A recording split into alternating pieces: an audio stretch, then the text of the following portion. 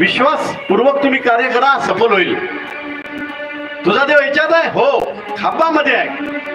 प्रल्हादाला वाटलं देवा मी ते सांगतोय की तुम्ही खांबामध्ये आहे, पण तुम्ही नसले तर माझी पंचायत. खांबाला काय केलं, आपले कान लावले प्रल्हादानी आणि देवाला प्रार्थना केली की देवा तुम्ही याच्यात खरं आहे ना.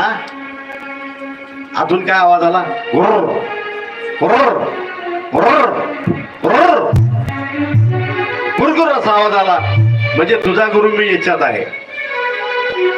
काय केलं माहितीये का, हिरण्यकश्यपूने खांबा फोडण्याचा विचार केला, लात मारली